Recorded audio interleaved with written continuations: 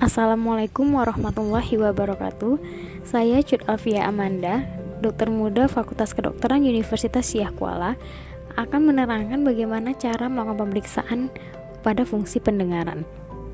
Baik, dalam melakukan pemeriksaan fungsi pendengaran, maka diperlukannya melakukan pemeriksaan pada hantaran melalui udara dan melalui tulang dengan menggunakan garpu tala sebagai penilaian kualitatif ataupun menggunakan audiometer nada murni sebagai penilaian kuantitatif. Pada pemeriksaan kali ini, saya hanya akan menjelaskan cara pemeriksaan menggunakan garpu tala atau yang biasa disebut dengan cara pemeriksaan tes penala. Pemeriksaan tes penala ini bersifat kualitatif dan terdapat adanya 5 macam dari tes penala. Yang pertama, tes Rine ialah untuk tes membandingkan hantaran melalui udara dan hantaran melalui tulang pada telinga yang diperiksa. Penala digetarkan, kemudian tangkai diletakkan di prosesus mastoid, kemudian setelah tidak terdengar penala dipegang di depan telinga kira-kira 2,5 cm. Bila masih terdengar disebut rine positif, bila tidak terdengar maka disebut rine negatif. Kedua adalah tes Weber, ialah tes pendengaran untuk membandingkan hantaran tulang telinga kiri dengan telinga kanan. Pertama, penala digetarkan dan tangkai penala diletakkan di garis tengah kepala. Kemudian jika bunyi penala terdengar lebih keras pada salah satu telinga disebut Weber lateralisasi ke telinga tersebut. Bila tidak dapat dibedakan maka Weber tidak ada lateralisasi.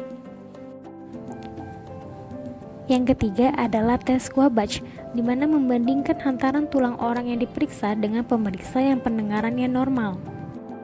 Pertama, penala digetarkan, tangkai penala diletakkan pada prosesus mastoideus sampai tidak terdengar bunyi. Kemudian tangkai penala segera dipindahkan pada prosesus mastoideus telinga pemeriksa yang pendengarannya normal. Bila pemeriksa masih dapat mendengar disebut Quabache memendek. Bila pemeriksa tidak dapat mendengar, pemeriksaan diulang dengan cara sebaliknya, yaitu penala diletakkan pada prosesus mastoideus pemeriksa terlebih dahulu.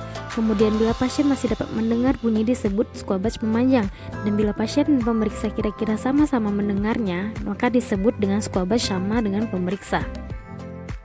Pemeriksaan yang keempat adalah tes Bing, di mana tragus telinga yang diperiksa ditekan sampai menutup liang telinga, kemudian penala digetarkan dan diletakkan pada pertengahan kepala seperti pada tes Weber. Kemudian bila terdapat lateralisasi ke telinga yang ditutup, berarti telinga tersebut normal.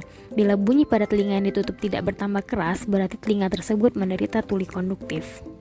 Pemeriksaan yang kelima adalah tes Stenger, di mana pemeriksa menggunakan prinsip masking, yaitu dengan tidak kelihatan oleh yang diperiksa. Yang pertama, penala digetarkan dan diletakkan di depan telinga kanan atau yang normal sehingga jelas terdengar.